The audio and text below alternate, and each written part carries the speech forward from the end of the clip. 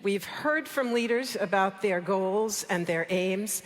I'd like to now come to an activist who has sparked a worldwide change in consciousness. She was with us here live at the Austrian World Summit 2 years ago. She had a very stark message for us then, saying, we've done enough traveling, we've done enough talking, it is time to act. Greta Thunberg, thank you so much for being with us once again. What's your message for us this year? Thank you for having me. Tomorrow, 150 weeks will have passed since we started the school strike for the climate. And during this time, more and more people around the world have woken up to the climate and ecological crisis, putting more and more pressure on you, the people in power. Eventually, the public pressure was too much, and you had the world's eyes on you. So you started to act. Not acting as in taking climate action, but acting as in role-playing. Playing politics, playing with words and playing with our future. Pretending to take responsibility, acting as saviors as you try to convince us that things are being taken care of. Meanwhile, the gap between your rhetorics and reality keeps growing wider and wider. And since the level of awareness is so low, you almost get away with it. But let's be clear. What you are doing is not about climate action or responding to an emergency. It never was.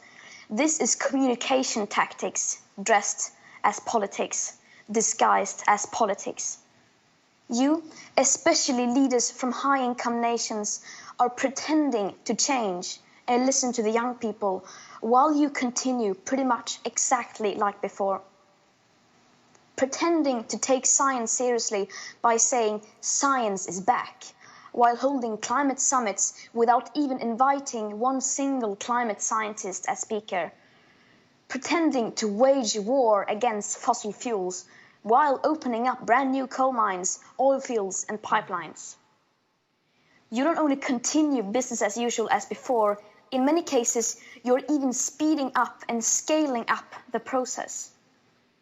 Pretending to have the most ambitious climate policies while granting new oil licenses, exploring future oil fields. Bragging about your so-called ambitious climate commitments, which, if you look holistically, are vastly insufficient, and then get caught not even trying to reach those targets. Pretending to care about nature and biodiversity while the world is cutting down a forest area the size of a football field every second. Pretending to be a climate leader while locking in a future common agricultural policy that will make the Paris Agreement impossible to reach. Pretending that you will build back better after the pandemic, even though astronomical sums of money have already been locked in, and not in green projects, whatever green means. The G7, as an example, is spending billions more on fossil fuels and fossil fuel infrastructure than on clean energy. This you compensate with beautiful words and promises that someone in the future will somehow undo your actions and make them net zero. And when your empty words are not enough, when the protests grow too loud, you respond by making the protests illegal. Of course, we welcome all efforts to safeguard future and present living conditions, and these distant net zero emissions targets could be a great start if they weren't full of gaps and loopholes, like leaving out emissions from imported goods, international aviation and shipping, as well as the burning of biomass, using baseline manipulation, excluding most feedback loops and tipping points, ignoring the crucial aspect of equity and historic emissions, as well as making these targets completely relying on fantasy-scale, currently barely existing negative emissions technologies.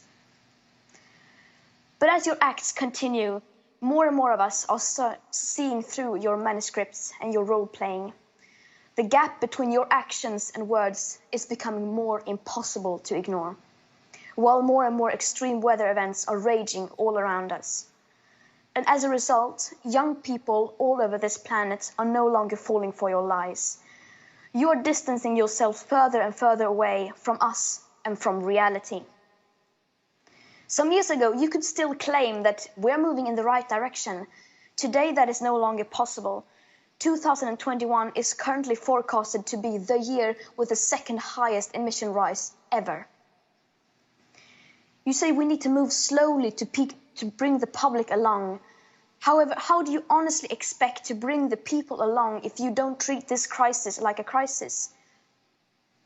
If it is one thing the pandemic has proven once and for all, it is that the climate and ecological emergencies have never once been treated as emergencies.